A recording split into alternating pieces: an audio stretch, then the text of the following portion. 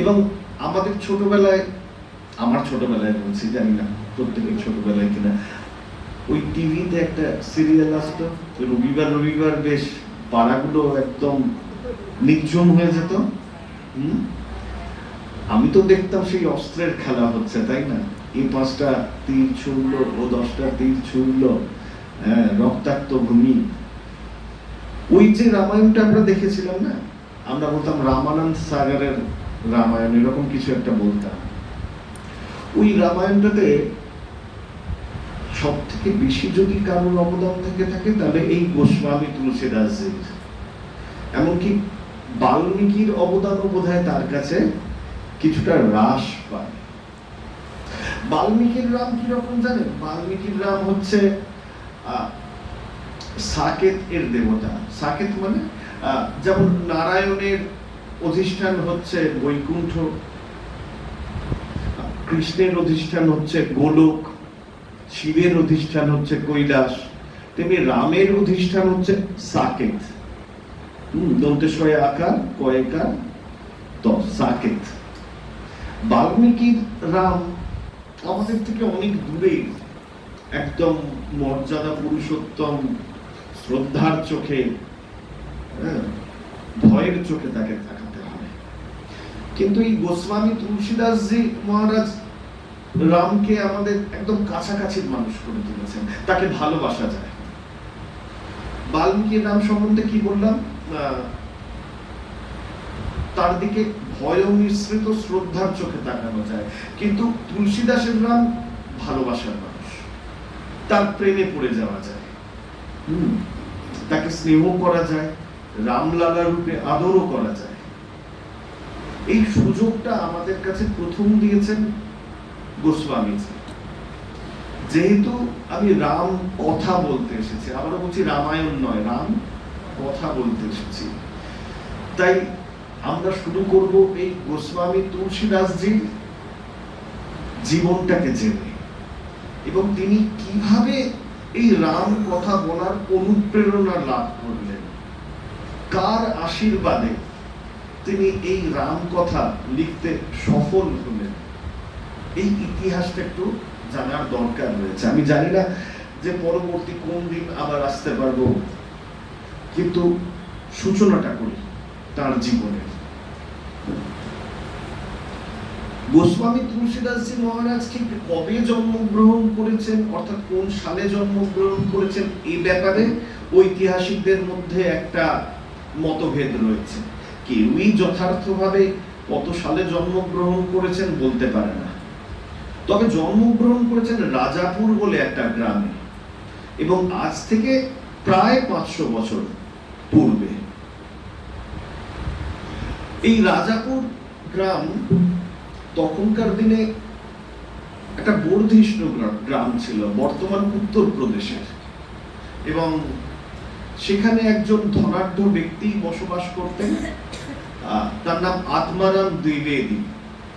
তিনি ধনী মানুষ ছিলেন, তবে জমিদার নয়, তবে জমিদারের থেকে কিছু কমও নয়, কারণ তার ধনসম্পত্তি ওই গ্রামের সকল অধিবাসীদের থেকে অনেক অনেক গুণ বেশি ছিল। আত্মারাম দ্বিবেদী তিনি ছিলেন পরাশর গোত্রীয় ব্রাহ্মণ, পরাশর গোত্রীয় ব্রাহ্মণ ছিলেন এই আত্মারাম দ্বিবেদী, এবং তার স্ত্রীর নাম ছিল হুলসী। ও অঞ্চলের ভাষায় হুলসী, হয় রস্যৌকা ল দন্তেশ্বরে দীর্ঘইকা, হুলসী। এই আত্মারাম দ্বিবেদী এবং হুলসীর সুখের সংসার, দুজনেই গ্রামে প্রতিষ্ঠা লাভ করেছেন, সমাজে তাদের সম্মান রয়েছে, ধনসম্পত্তি তো রয়েছে। এবং একসময় হুলসী প্রকৃতির স্বাভাবিক নিয়মে সন্তান সম্ভবা হলেন, এবং চারিদিকে গ্রামের মধ্যে একটা আনন্দের বাতাবরণও দেখা দিল। তার কারণ গ্রামের অভিভাবক সুলভ, জমিদার নয়, তবে জমিদারের থেকে কমও নয়, যে কথা বারবার বলছি, আত্মারাম দ্বিবেদী পুত্র বা কন্যা যাই হোক লাভ করতে চলেছেন। নির্দিষ্ট দিনে আমরা দেখতে পাচ্ছি আত্মারাম দ্বিবেদী নিজের কুঠনটিতে পায়চারি করছেন। কখন সেই মুহূর্ত এসে উপস্থিত হবে যে তিনি সন্তানের মুখ অবলোকন করবেন। তুলসী দাইমার সঙ্গে ওই সুতিকার গৃহে প্রবেশ করেছেন এবং কিছুক্ষণ বাদে সেই ধাত্রী মাতা এসে আমাদের আত্মারাম দ্বিবেদীকে খবর দিলেন যে পুত্র সন্তান লাভ হয়েছে। তো আত্মারাম দ্বিবেদীও অত্যন্ত প্রসন্ন, তিনি তো ব্যগ্রভাবেই এই মুহূর্তটি প্রতীক্ষা করেছিলেন। বিশেষ করে তখনকার দিনের কথা বলছি, এখনকার দিনে পুত্র এবং কন্যার মধ্যে বেশিরভাগ জায়গাতেই ভেদ নেই। আমি বলবো না ভেদ নেই, সব জায়গাতে এই কথা বলার দুঃসাহস আমার নেই, কিন্তু বেশিরভাগ জায়গাতে এখন পুত্র আর কন্যার মধ্যে কোনো ভেদ নেই। কিন্তু তখনকার দিনে ছিল, তখন পুত্রমুখ অবলোকন করা মানে বিরাট সৌভাগ্যের ব্যাপার। আপনারা তো রামকৃষ্ণ ভাবধারায় রয়েছেন, দেখেছেন স্বামীজির মাতাকে পুত্রমুখ অবলোকন করবার জন্য কত কৃচ্ছতা, কত তপস্যার মধ্য দিয়ে যেতে হয়েছিল। সেই বীরেশ্বর শিবের কাছে তিনি পুজোর ব্যবস্থা করেছিলেন, তাই না? তো যাই হোক, আমাদের ওই আত্মারাম দ্বিবেদী পুত্র মুখ অবলোকন করেছেন। পুরাণে বলছে পুত্র মানে যে পুত নামক নরক থেকে ত্রাণ করায়, পুত নামক নরক থেকে যে ত্রাণ করায় সেই হচ্ছে পুত্র। এখনকার দিনে ধারণাগুলো সব সেকেলে হয়ে গেছে। তো আত্মারাম দ্বিবেদী তো ছুটে গেলেন পুত্রমুখ অবলোকন করবার জন্য। তিনি অতি উৎসাহের সঙ্গে ছুটে গেলেন, কিন্তু গিয়ে যে দৃশ্য অবলোকন করলেন তাতে তার আত্মারাম খাঁচা ছাড়া হয়ে গেল। আত্মারাম দ্বিবেদীর আত্মারাম খাঁচা ছাড়া হয়ে গেল। কেন এই রকম দৃশ্য তিনি দর্শন করবেন সেটা খুব একটা তার প্রত্যাশিত ছিল না। তিনটে অলক্ষণ বা দুর্লক্ষণ যাই বলুন না কেন, সেই পুত্রের মধ্যে তিনি দর্শন করবেন। প্রথম অলক্ষণ এই যে পুত্র যে আকারে থাকার কথা তার থেকে আকার অনেকটা বড়, প্রায় 6 মাস বয়সী সন্তানের ন্যায় তার দৈহিক আকার এবং গঠন। দ্বিতীয় বৈশিষ্ট্য কি?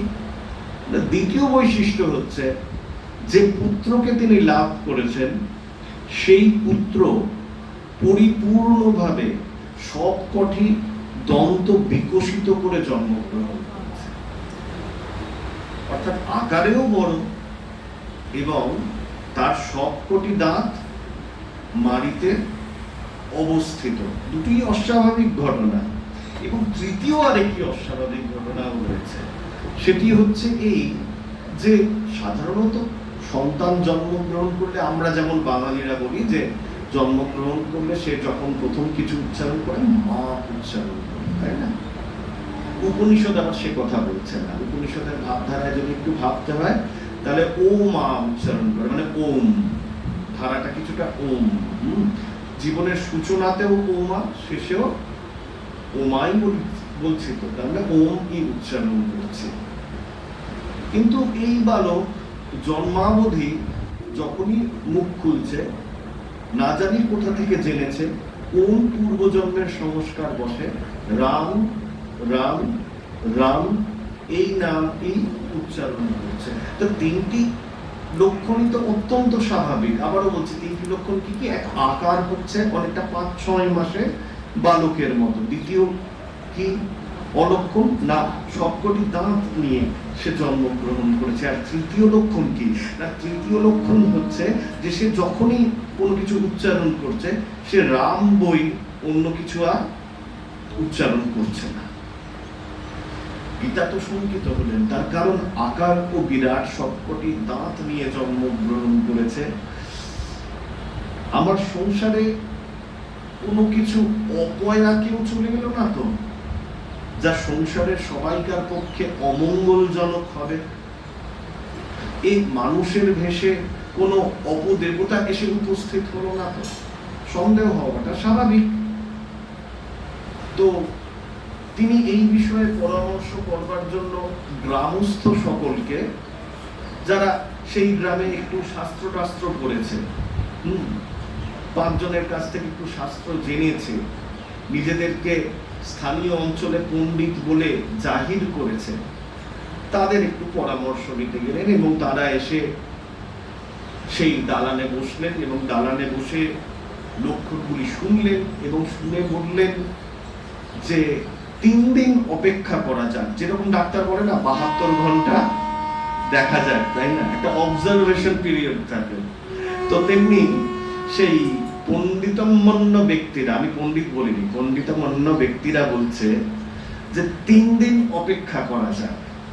এই 3 দিনের ভেতর যদি গ্রামে কোনো অস্বাভাবিক ঘটনা কিছু ঘটে, কোনো দুর্ঘটনা ঘটে, তাহলে তার জন্য বালকটিকেই দায়ী করা হবে এবং বালকটিকে আর বাঁচতে দেওয়া যাবে না। নিষ্ঠুর না প্রথাটা?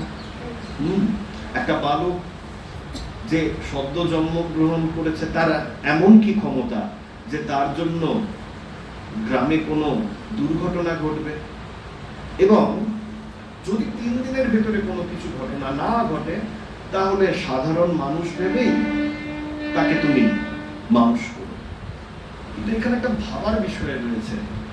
একটা পরিবারে দুর্ঘটনা ঘটলো না 3 দিনের ভেতরে, এটা স্বাভাবিক ঘটনা।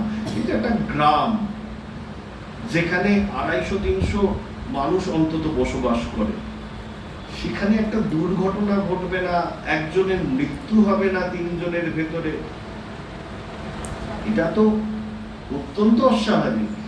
এবং তার জন্য একটা 3 দিন বয়স্ক বালককে দায়ী করা হবে, এটা অত্যন্ত নিষ্ঠুর।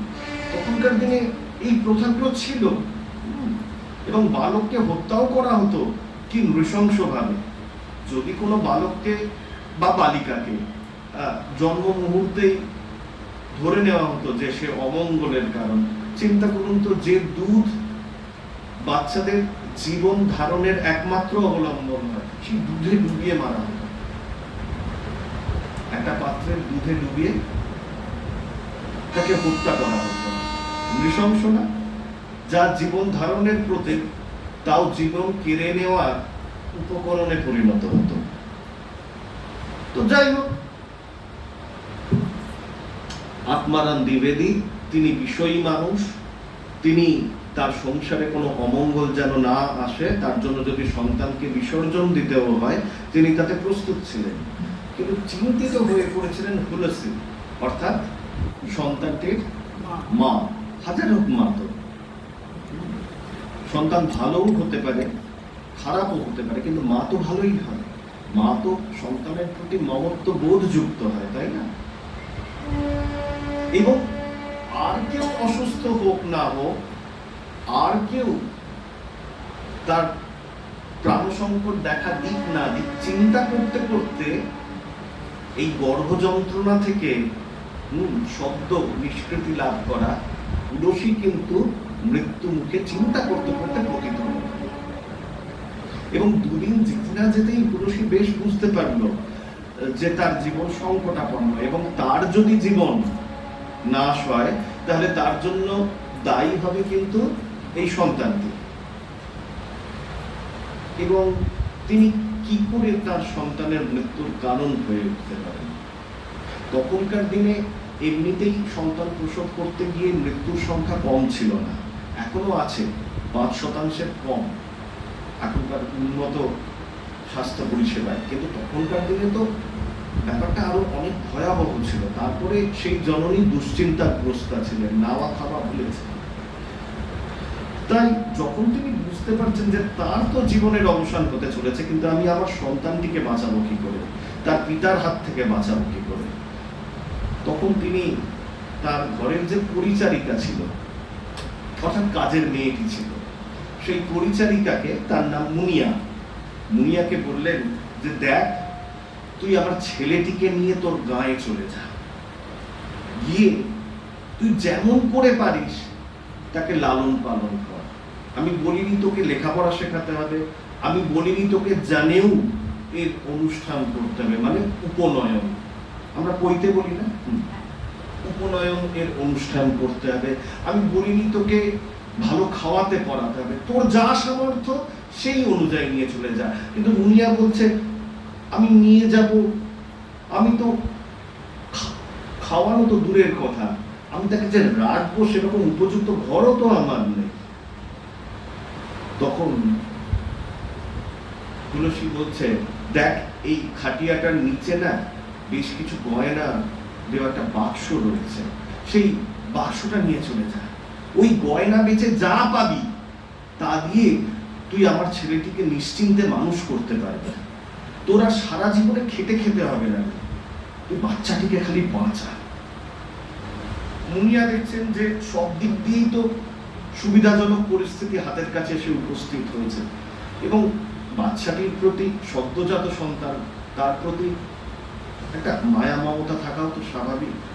সেই রাত্রেই, ওই তৃতীয় দিনের দিন রাত্রেই আমাদের মুনিয়া মানে পরিচারিকা সেই শিশুটিকে নিয়ে তার গায়ে চলে গেল,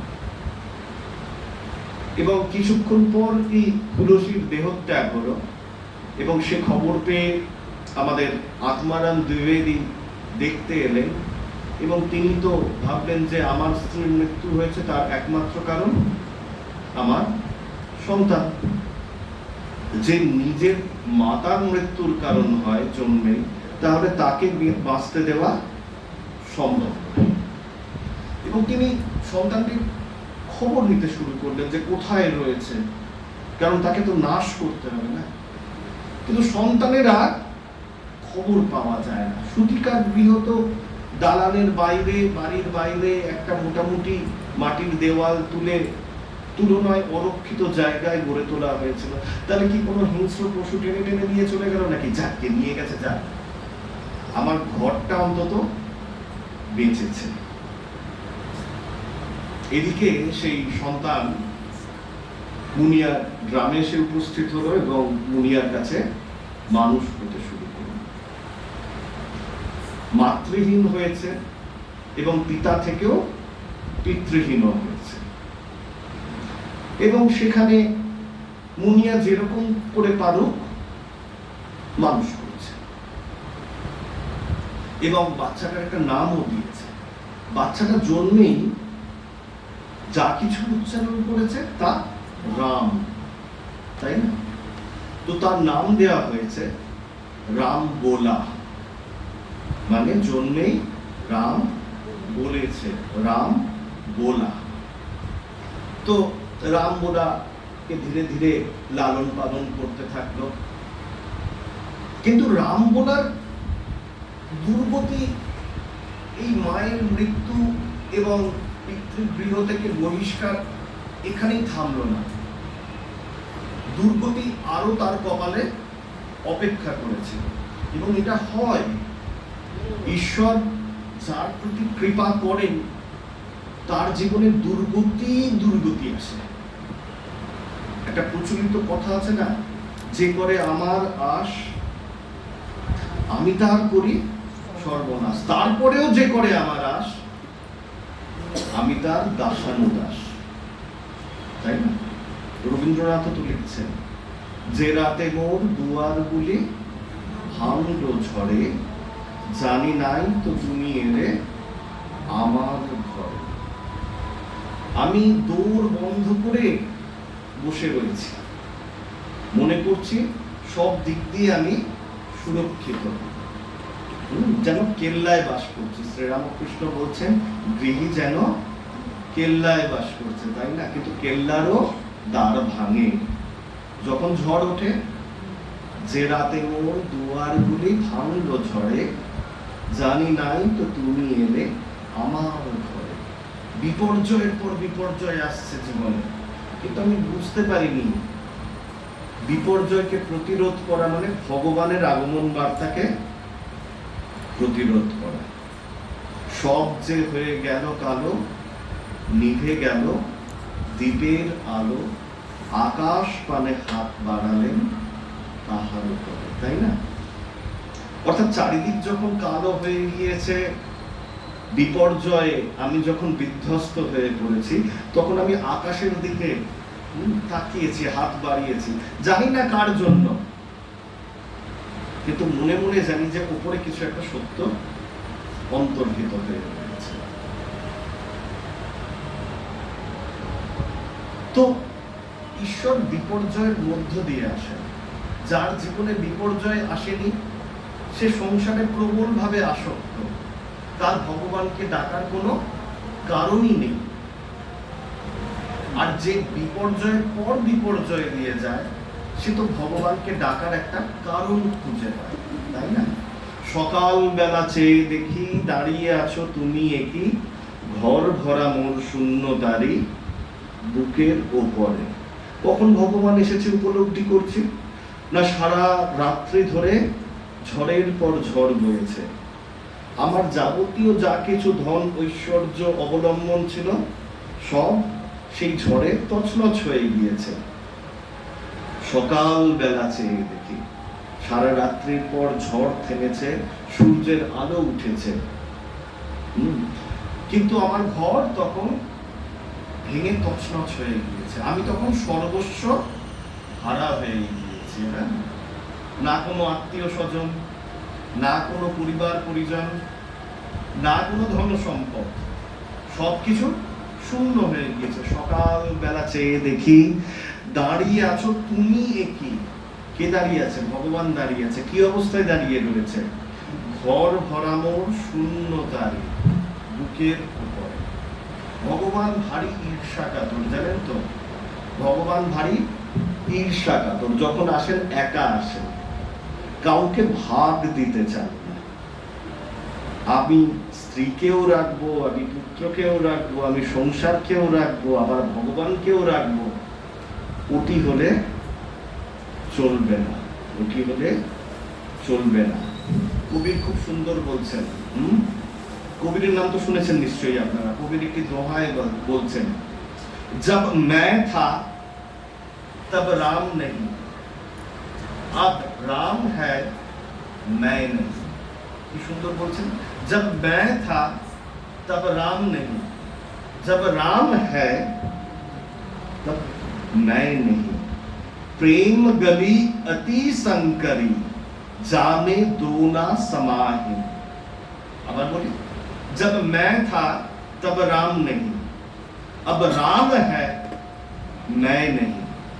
प्रेम गली अति संकरी, जामे दो ना समाहि। যখন আমি ছিলাম, আমার এই হৃদয় সিংহাসনে কে বসে রয়েছে? আপনি কি ভাবছেন আমার পুত্র, আমার স্ত্রী? না, আমি বসে রয়েছি। কারণ যখনই বলছি না আমার পুত্র, কি উচ্চারণ করছি? আমার, মানে আমি এর পুত্র। সেই পুত্র যদি আমার না হয় তাহলে বসতো না। আমার বলে একটা পজেসিভনেস, একটা সম্বন্ধকারও রয়েছে না। আমার, আমি বসে রয়েছি হৃদয় সিংহাসনে। जब मैं था तब राम नहीं। যখন আমার এই হৃদয় সিংহাসন জুড়ে আমি ছিলাম, তখন রাম ছিল না। अब राम है मैं नहीं। এখন এই হৃদয় সিংহাসন জুড়ে কে রয়েছে? রাম রয়েছে। কি নেই তাহলে? আমি নেই। শ্রীরামকৃষ্ণ বলছেন না, আমি মোলে ঘুচিবে, জঞ্জাল ঘুচলে কে আসবে? ভগবান আসবে। আগে যখন আমি ছিলাম তখন রাম ছিল না, এখন রাম আছে, আমি নেই। অর্থাৎ অহংকারটা নেই, ইগোটা নেই। প্রেম গলি অতি সংকরি, প্রেমের গলি অতীব সংকীর্ণ, জামে দো না সমাহি, যাতে দুজন ব্যক্তি একসঙ্গে অবস্থান করতে পারে না, যে কোনো একজনই থাকে। তো বিপর্যয় আসে। হ্যাঁ, সকাল বেলা চেয়ে দেখি দাঁড়িয়ে আছো তুমি একই, ঘর ভরা মোর শূন্যতারি। চারিদিকে কেউ নেই, কিছু নেই, তখনই একমাত্র তুমি আসবে, তা নাহলে তো তুমি আসবে না। তো বিপর্যয় আবার এলো রাম বোলার জীবনে। যখন রাম বোলা 5 বছর বয়সে পড়েছে, তখন সর্পাঘাতে ওই মুনিয়া অর্থাৎ সেই পরিচারিকা যার কাছে সে মাতৃস্নেহে বড় হচ্ছিল, সেই মুনিয়া দেহত্যাগ করে। অর্থাৎ বর্তমানে এখন আমাদের এই রামবোলার অভিভাবক বলে আর কেউ নেই। এবং মুনিয়া যে গ্রামটিতে বসবাস করত, প্রত্যেকটি মানুষই কিন্তু দিন আনা দিন খাওয়া, অর্থাৎ অত্যন্ত দারিদ্র্যপূর্ণ পরিবেশে বসবাস করত। প্রত্যেকেই তার প্রতি সহানুভূতি সম্পন্ন ছিল। আহা, 5 বছরের ছেলেটি, বড় লোকের ছেলে ছিল, আমাদের গায়ে এসে কষ্টে সৃষ্টে মানুষ হচ্ছিল, তাও তার কপালে জুটলো না। প্রত্যেকের মনের ভেতরেই তার প্রতি সহানুভূতি ছিল, কিন্তু প্রত্যেকে তার যে দায়িত্ব নেবে এরকম ক্ষমতা কারোরই ছিল না। নিজের সন্তানকেই ভালোভাবে খেতে দিতে পারত না। তো এই রামবোলাকে কি করে তার দায়িত্ব নেবে? এইরকম যখন পরিস্থিতি, তখন গ্রামের মাতব্বরেরা, মাতব্বর বোঝেন তো, মানে বয়স্ক ব্যক্তিরা, মান্যগণ্য ব্যক্তিরা, তারা সিদ্ধান্ত নিলেন যে যার সন্তান তাকেই খবর দেওয়া যাক। অর্থাৎ আমাদের এই আত্মারাম দ্বিবেদীকে, তিনি তো জানেন না তার সন্তান আমাদের গ্রামে লালিত পালিত হচ্ছে। তো তারা একটি চিঠি লিখলেন এবং পাঠিয়ে দিলেন আত্মারাম দ্বিবেদীর কাছে।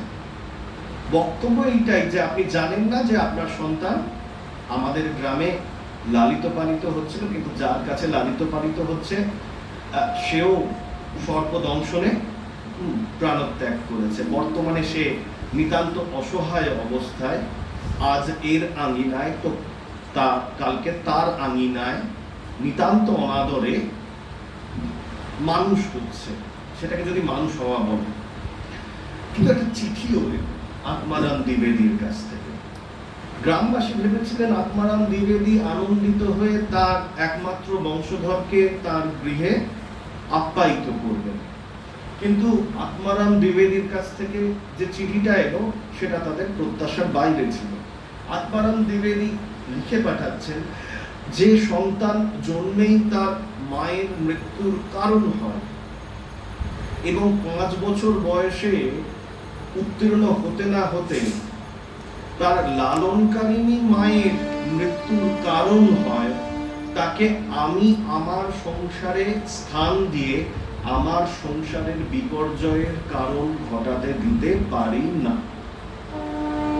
অর্থাৎ আত্মারাম দ্বিবেদী এখনো আরো দৃঢ়ভাবে বিশ্বাস করে যে তার সন্তান অপয়া, অলক্ষণে, তার জন্য তার সংসারে বিপর্যয় নেমে আসতে পারে। এখন যে বালক এর পিতাই তাকে অলক্ষণে বলে মনে করে, তাহলে স্বাভাবিক আর 5 জন মানুষ তাকে অলক্ষণেই মনে করবে। আগে তাও যতক্ষণ না আত্মারাম দ্বিবেদীর কাছে চিঠি যাচ্ছিল, এই রামবোলা এর উঠোনে, তার রান্নাঘরে, তার দাওয়ায় অযত্নে হলেও স্থান পেত। কিন্তু এখন কেউ কি তাকে বাড়িতে ডাকতেও ভয় পাচ্ছে, পাছে তার বাড়িতেও মৃত্যুর একটা হাতছানি দেখা দেয়, তাই না? কারণ সেটা তো অপয়া, তার বাবা বলে দিচ্ছে, তার পিতা তাকে গ্রহণ করতে অস্বীকার করছে, তাহলে তাদেরও মনের ভেতরে একটা ভয় কাজ করছে। এবং আরো অসহায় অবস্থায় রামবোলা হল। সে জানে না, ভবিষ্যতে বলছে যে আমি কি করে ওই বয়সটাতে মানুষ হতে থাকলাম, মানুষ হওয়া নয় বড় হতে থাকলাম। আমার চোখের সামনে দিয়ে একটা রুটিকে মুখে করে কুকুর বেরিয়ে যেত, আমার বুভুক্ষ উদর কষ্ট পেত। মাঝে মাঝে মনে হতো ওই কুকুরের মুখে যে আধখানা ছেঁড়া রুটিটা রয়েছে সেটাকে কুকুরটার মুখ থেকে কেড়ে খায়।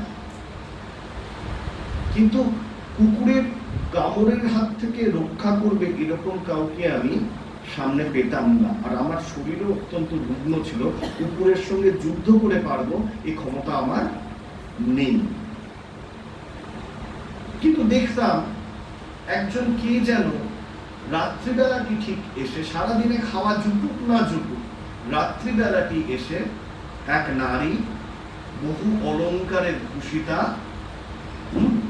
তাকে ঠিক রাত্রিবেলাটিতে কোনোদিন রুটি, কোনোদিন দুধ, কোনোদিন ক্ষীরটি আমাকে খাইয়ে দিয়ে কোথায় যেন চলে যেত।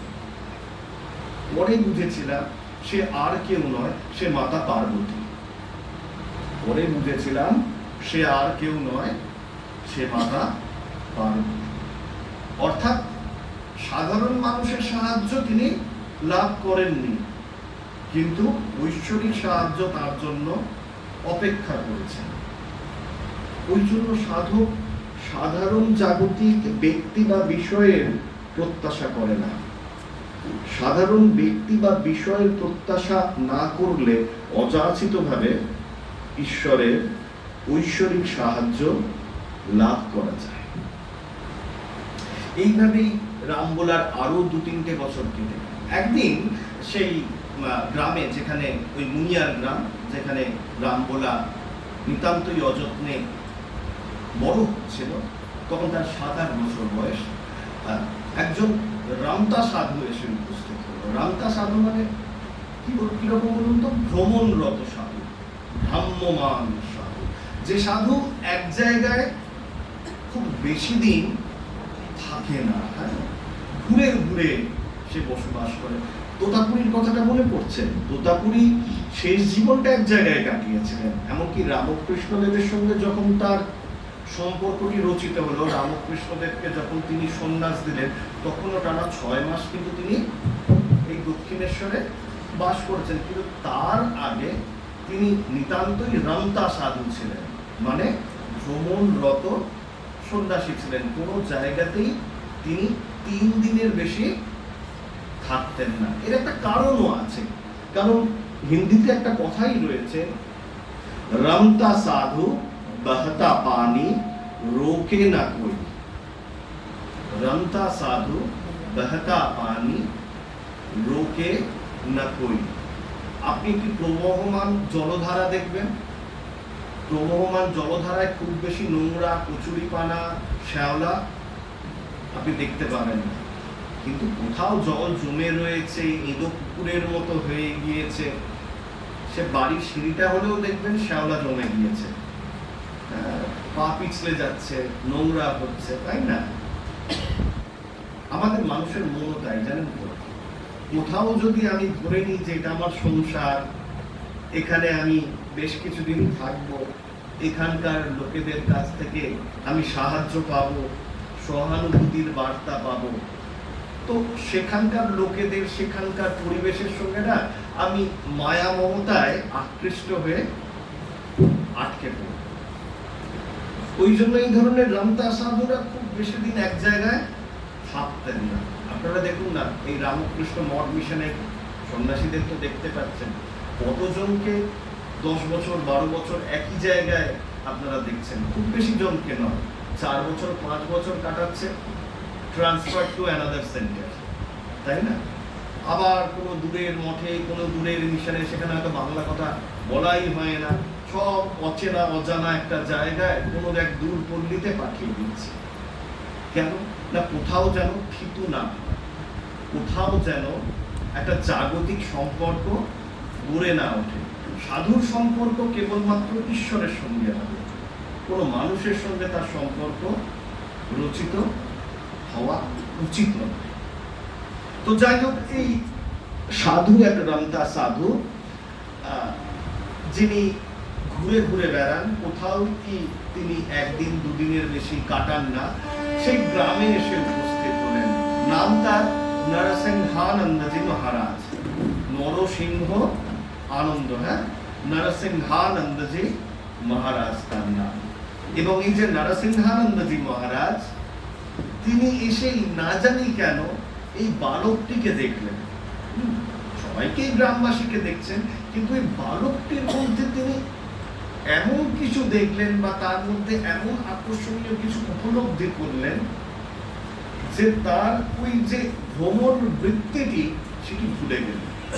এবং ওই বালকেরই আকর্ষণে, যে বালককে সকলে অপয়া বলে, সকলে অলক্ষণে বলে, না জানি কেন তারই আকর্ষণে ওই গ্রামে রয়ে গেল।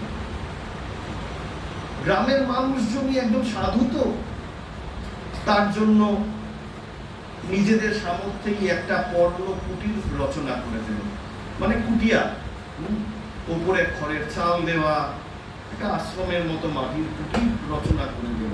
আর সেই কুটিয়াতে কারা রইল? না ওই রামতা সাধু মানে নরসিংহানন্দজি মহারাজ, আর তার সঙ্গে কে রয়েছে? না ওই রামবোলা, রামবোলা রয়েছে।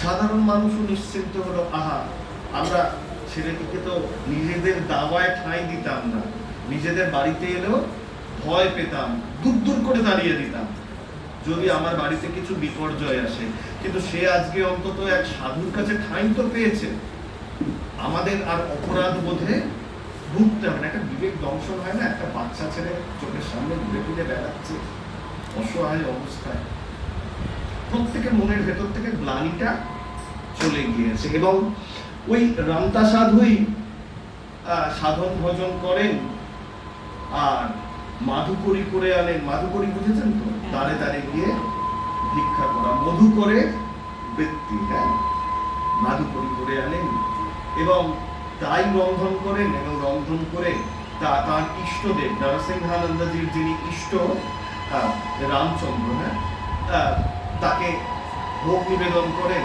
এবং তারপর সেই প্রসাদী রূপে যা পাওয়া যায় তারা দুজনে ভাগ করে খেয়ে নেয়, যেন পিতা পুত্রের একটা সম্পর্ক রচিত হয়ে গিয়েছে। ওই বালকটির প্রতি না জানি কোন এক মায়ায় তিনি আবদ্ধ হয়ে গিয়েছেন।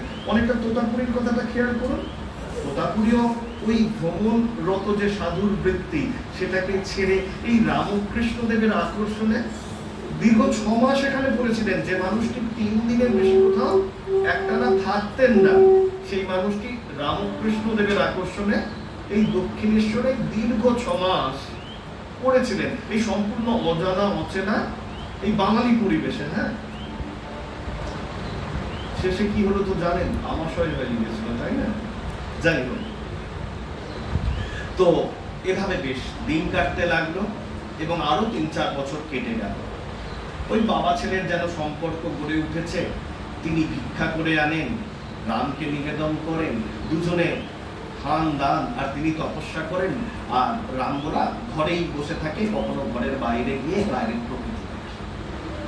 এইভাবে 3-4 বছর কেটে যাওয়ার পর আমাদের এই সাধুটি মানে নরসিংহানন্দজি মহারাজ তিনি রাতের বেলা স্বপ্ন দেখছেন এবং স্বপ্নে তিনি প্রথমবারের জন্য তিনি তার ইষ্টকে দর্শন করেছেন। ইষ্ট, হ্যাঁ, আমাদের নরসিংহানন্দজির ইষ্টকে না রামচন্দ্র, তাই না? রামচন্দ্রকে তিনি দর্শন করছেন, যার তিনি কোনোদিন দর্শন পাননি, তাকে তিনি স্বপ্নের মধ্যে দর্শন করতে পারলেন। এবং শারদানন্দজি মহারাজ তো বলছেন যে এই কলিযুগে দৈব স্বপ্ন সত্য হয়, অর্থাৎ কোনো দৈব স্বপ্নই মিথ্যা নয়। তো সেই স্বপ্নে তিনি রামচন্দ্রকে দর্শন করছেন এবং রামচন্দ্রকে দেখছেন তিনি সেই নবদূর্বা দল ঘনশ্যাম কিরীটধারী রূপে তিনি দেখতে পাচ্ছেন, এবং রামচন্দ্র যেন তাকে উদ্দেশ্য করে প্রসন্ন আনন্দে বলছেন যে আমি তোমার মানবিকতায় অত্যন্ত খুশি যে তুমি একটি অসহায় বালককে লালিত পালিত করছো নিজের কুটিয়াতে স্থান দিয়ে, যাকে কেউ স্থান দেয়নি তাকে তুমি স্থান দিয়েছো, এবং তুমি আমার মর্যাদাকেই বাস্তবে পালিত করে আমার স্নেহের অধিকারী হয়েছো। আমি তোমাকে আশীর্বাদ করি তোমার আমার প্রতি প্রীতি আরো উত্তরোত্তর বৃদ্ধি পাবে, কিন্তু একই সঙ্গে তোমাকে আরেকটি দায়িত্বের কথা মনে করিয়ে দিই। খালি ওই বালকটিকে খেতে দিলেই চলবে? তার লেখাপড়ার দায়িত্ব নিতে হবে না? তাকে মানুষের মতো মানুষ করতে হবে না? তাকে স্বাবলম্বী করতে হবে না? দেখো, ও বালকটির দ্বারা আমার কার্য ভবিষ্যতে সাধিত হবে। রামচন্দ্র পরিষ্কার ভাবে বলছেন ওই বালকটির দ্বারা আমার কার্য ভবিষ্যতে সাধিত হবে। অতএব তোমার উপরে এই গুরুভার ন্যস্ত করছি যে তুমি ওই বালকটিকে রাম মন্ত্রে দীক্ষিত করো এবং আমার কথায় শিক্ষিত করো এবং তার একটা সাংসারিক বন্দোবস্ত করে দাও, তবেই তোমার ছুটি, তা না হলে এই কার্যে তোমাকে পরিব্যাপ্ত হয়ে থাকবে। তো একটা আদেশ পাচ্ছেন এবং প্রথমবার তিনি রামচন্দ্রকে স্বপ্নে হলেও দর্শন করতে পারছেন নরসিংহানন্দজি মহারাজ, এবং প্রভুর আদেশ তিনি ফেলবেন কি করে?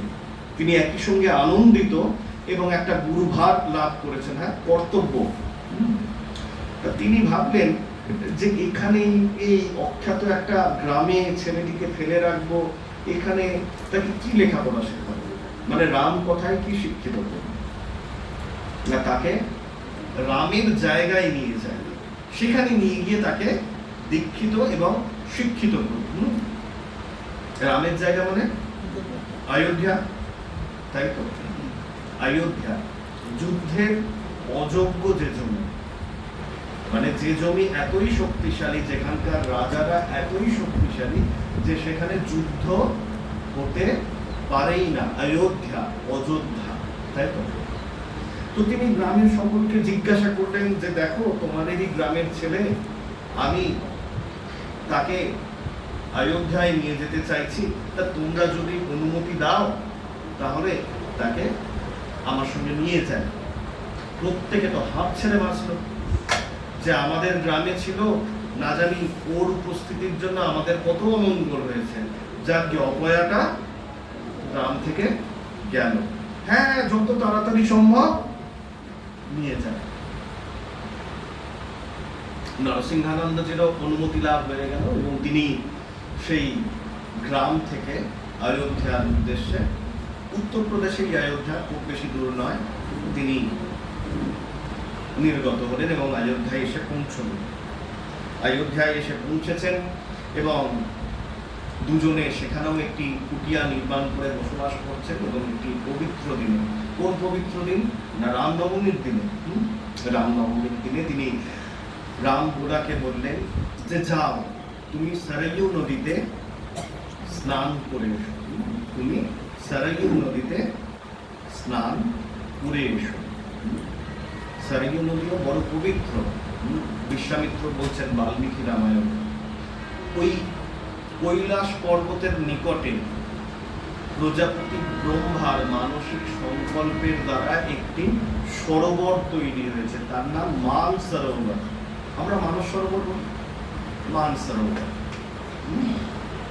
সেই মানস সরোবর থেকে বা স্বর থেকে এই নদী নিষ্ক্রান্ত হয়েছে, তাই তার নাম সরয়ু।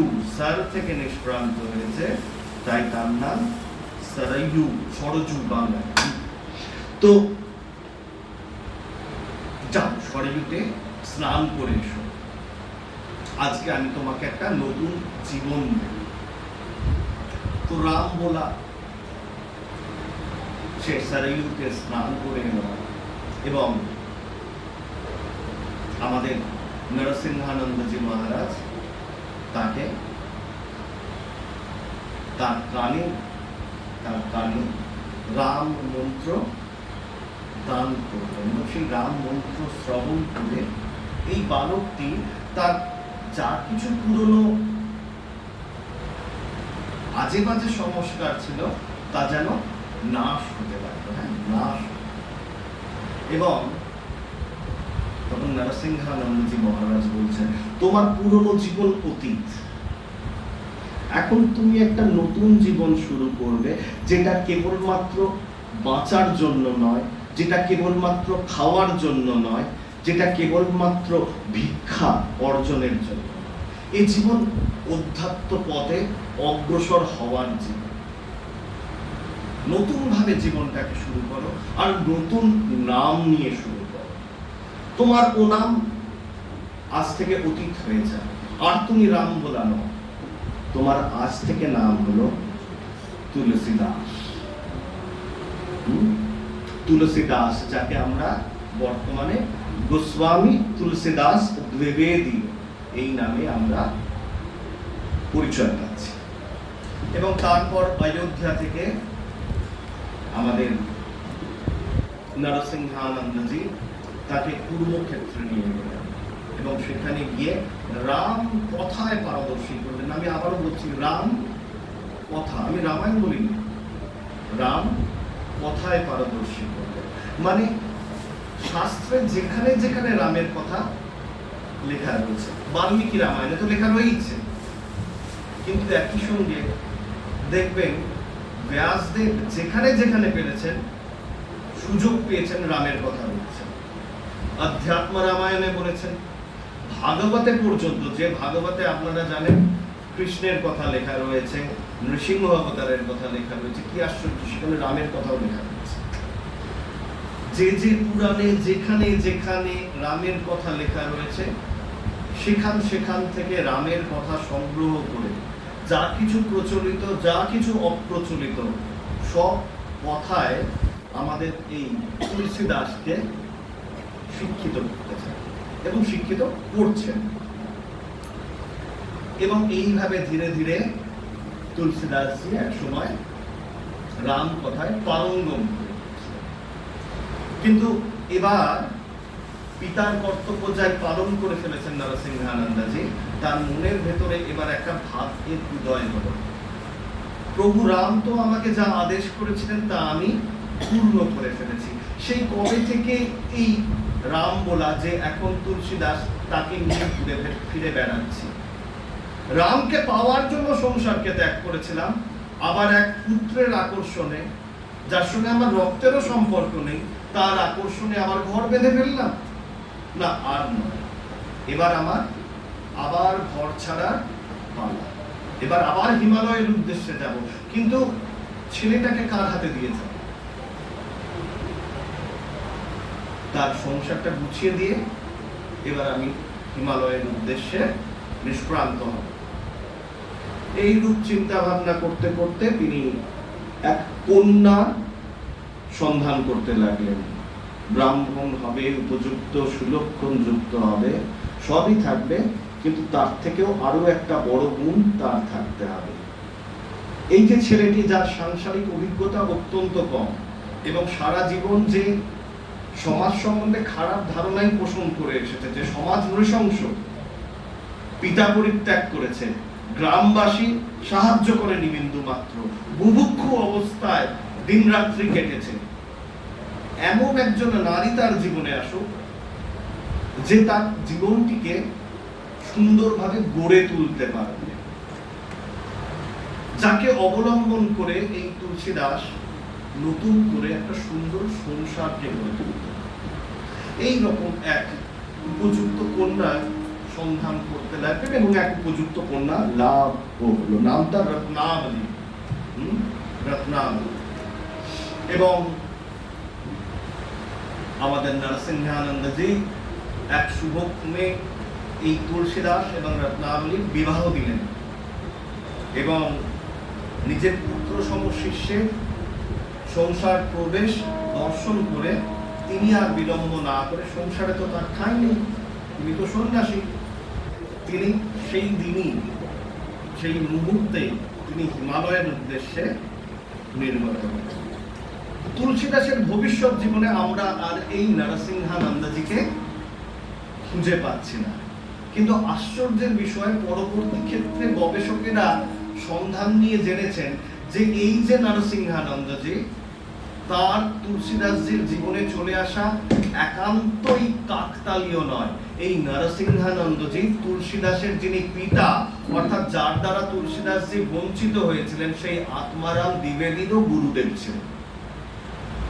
এটা কাকতালীয় কোনো ঘটনা নয়, এটা দৈব একটা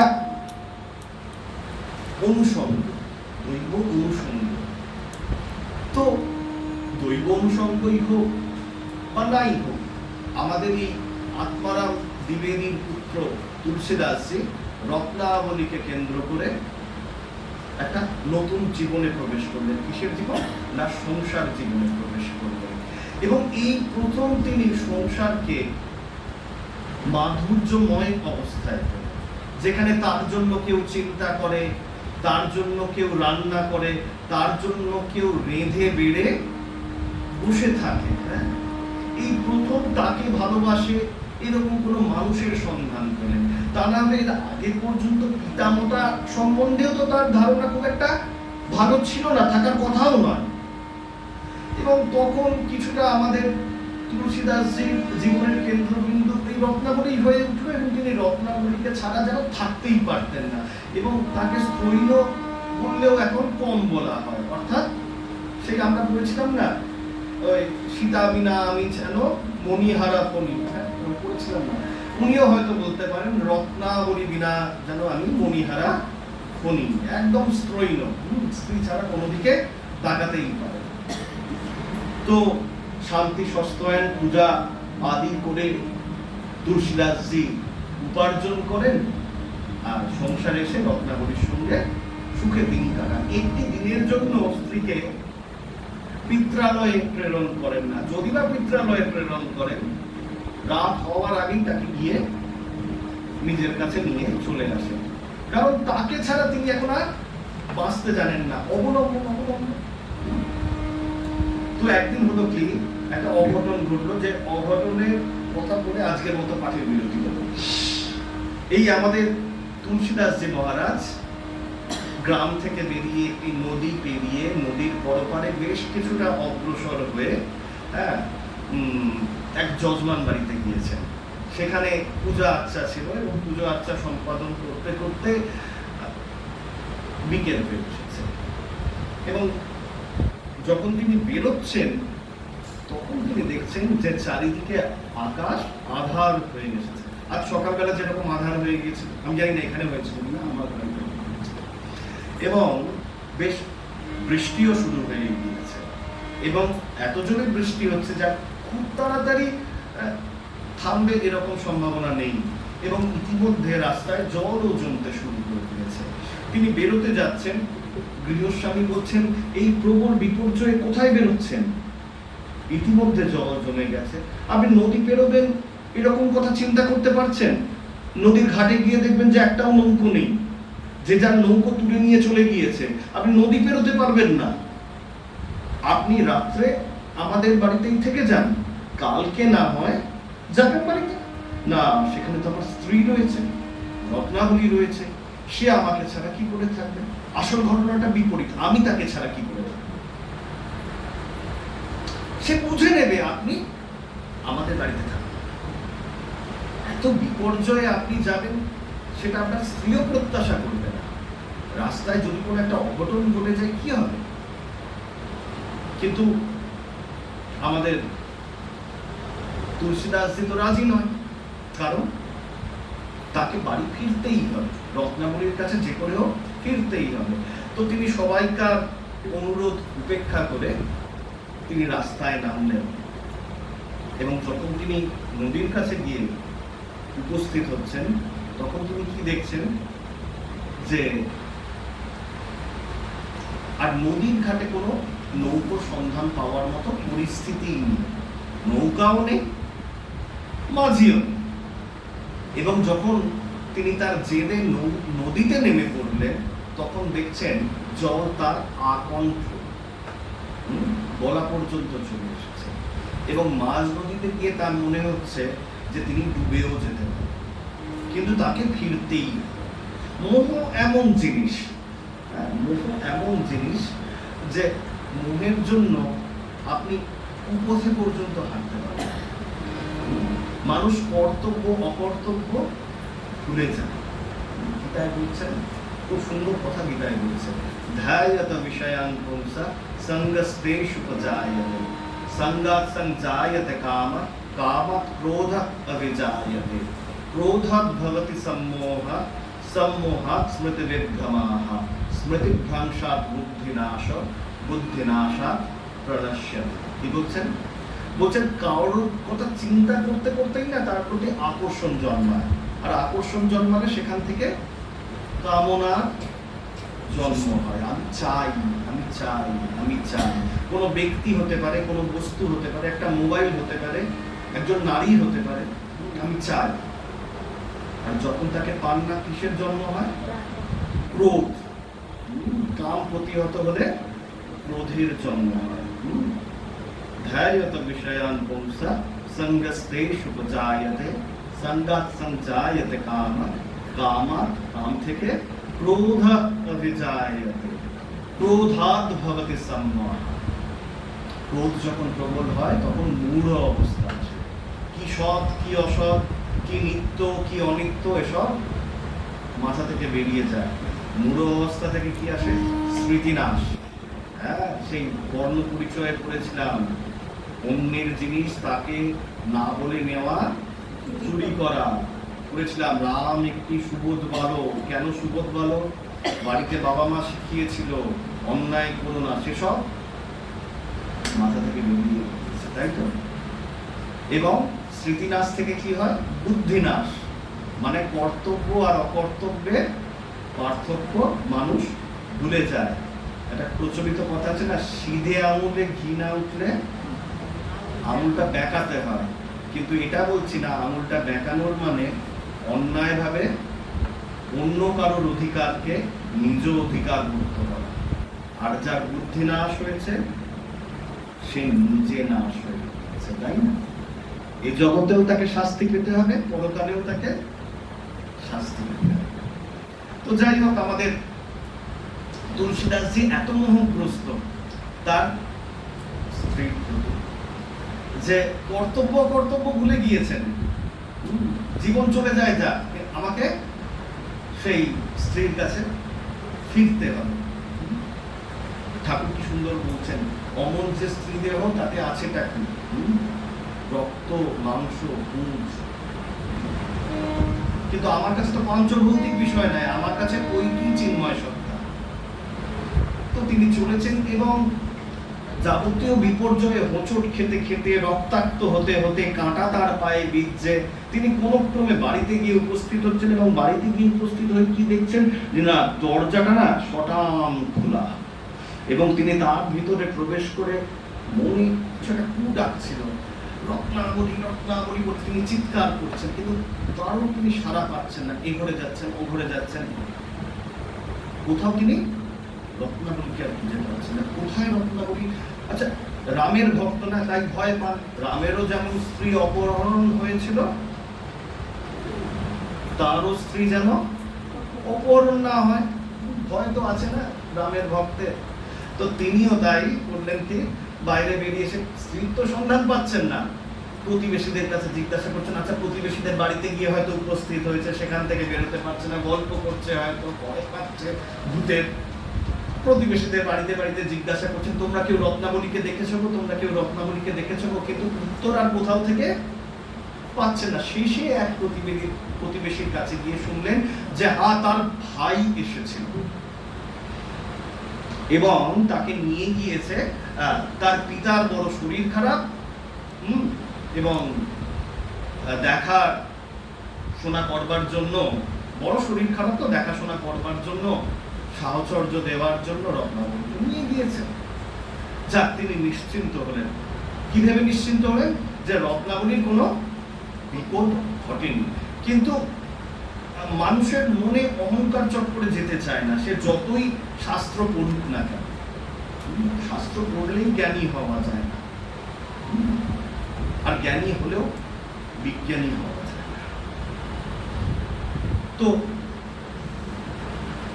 কোথা থেকে না জানি একটা অহংকার, একটা অধিকার বোধ, আমরা ইংরেজিতে এখন খুব সহজে বলে ফেলি পজেসিভনেস।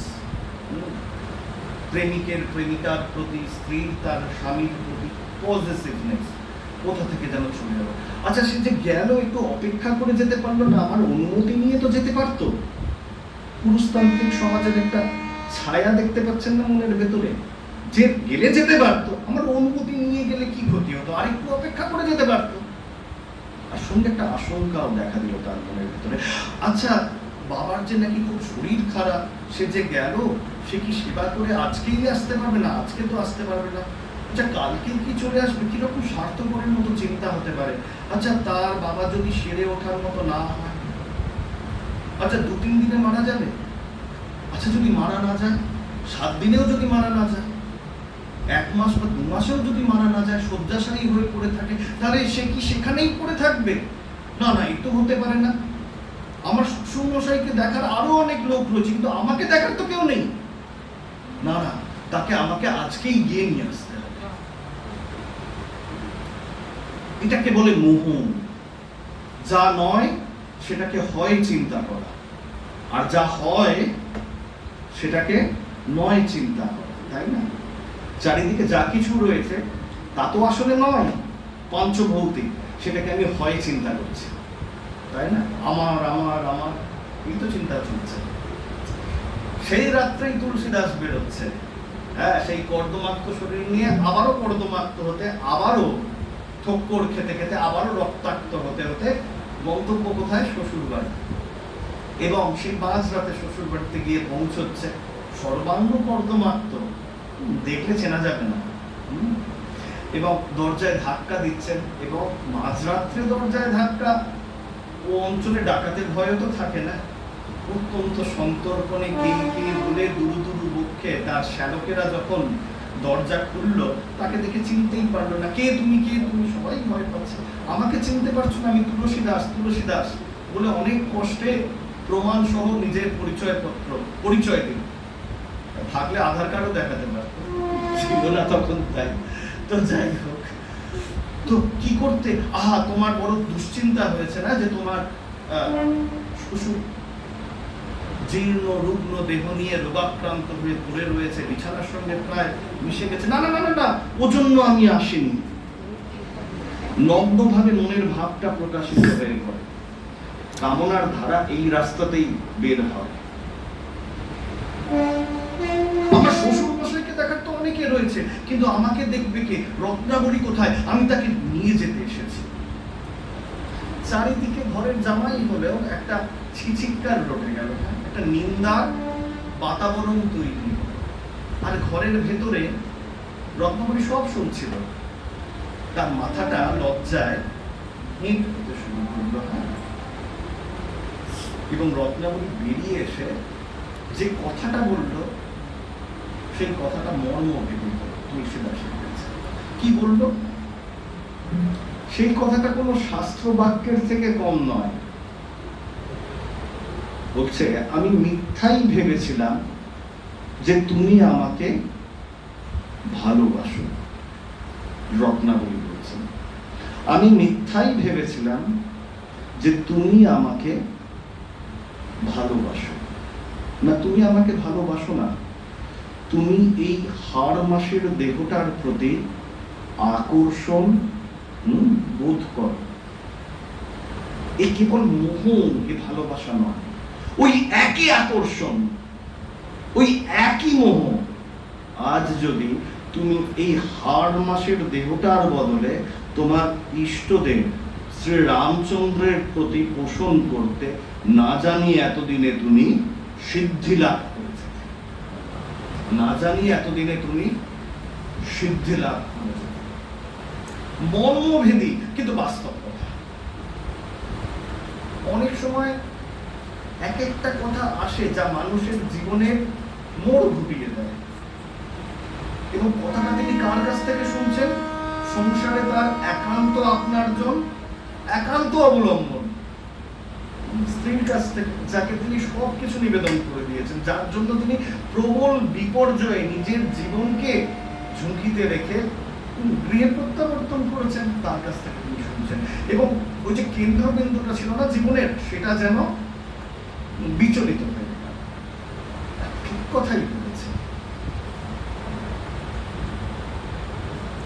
এতটা আকর্ষণ, এতটা টান যদি আমি শ্রীরামচন্দ্রের প্রতি অনুভব করতাম, তাহলে না জানি এতদিনে সিদ্ধি লাভ। এতটাই তো টান হয় না? শ্রীরামকৃষ্ণ বলছেন, মাতার তার পুত্রের প্রতি, বিষয়ের তার বিষয়ের প্রতি, তাই তো? সতী স্ত্রীর তার, এই টানটাই তো হয়। এবং তুলসীদাস ভাবছেন, না, আজ একটা নতুন আলোর সন্ধান পেলাম। কুবাক্য, কিন্তু আজ রত্নাবতী আমার গুরুর কাজ করে। আজ বেরিয়ে কোথায় যাব জানি না। সেই রাতের আধারেই, সেই বিপর্যয়ের মধ্যেই, একটা বিপর্যয় তো বাইরে হচ্ছিল, দৃষ্টি আর একটা বিপর্যয় মনের ভেতরে ছিল, মর্মভেদী আঘাত। স্ত্রী বেরিয়ে পড়ছেন। কে বেরোচ্ছেন? আমাদের তুলসীদাসজি অনির্দিষ্টের উদ্দেশ্যে বেরিয়ে পড়ছেন। ততক্ষণে বোধ হয় রত্নাবলীর একটু হুঁশ ফিরল। মানুষটিকে এতটা আঘাত করে ফেললাম। দ্বার থেকেই তিনি, মতান্তরে জানলা থেকে তিনি তুলসীদাসের উদ্দেশ্যে বলছেন, লক্ষ্মী তুই ফিরে এসো, আর এরকম কথা বলবো না। কোথায় চলেছ? বিপদে পড়বে যে। তুলসীদাস কিন্তু ভাবছেন অন্য কথা। আজ যদি ফিরে যাই, না জানি এরপরে এর থেকে আরো বড় আঘাত হয়তো আমার জন্য অপেক্ষা করে ফেলেছে। আর ফেরা যিনি আমার একান্ত আপনার জন্য। আমি খুব স্বার্থপরের মতো বলি তাকে। জয়দেব লিখছেন গীত গোবিন্দে, অন্তিমা বান্ধব দেহি পদম। ভগবানেরকে আমি স্বার্থপরের মতো বলি, অন্তিমা বান্ধব। সারা জীবনে চলার মতো বন্ধু পেয়ে যাবেন। বন্ধু মানে ঠিক মিত্র নয়, জানেন তো। সংস্কৃত ভাষায় বন্ধু শব্দটার হচ্ছে নিজজন, আত্মীয় স্বজন, কুটুম্ব সবকিছু। সারা জীবনে চলার জন্য, গল্প করবার জন্য, চোখের জল মোছানোর জন্য বন্ধু পেয়ে যাবেন। কিন্তু নিঃশ্বাস যখন বন্ধ হয়ে যাবে না, সেই অবস্থা থেকে চুল্লির রাস্তাটায় যাওয়ার জন্য না, বা চুল্লির ভেতরে ঢোকার পর থেকে নিজ গতি লাভ করা অব্দি না কোনো মানুষকে পাবেন না। তখন একজনই রয়েছে, অন্তিম বান্ধব।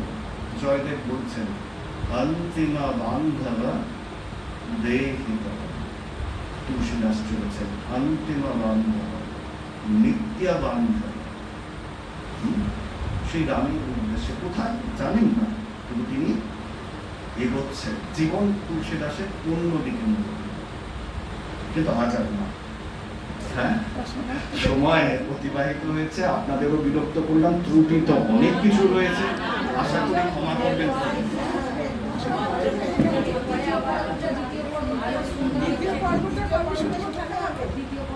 দেখা যাক।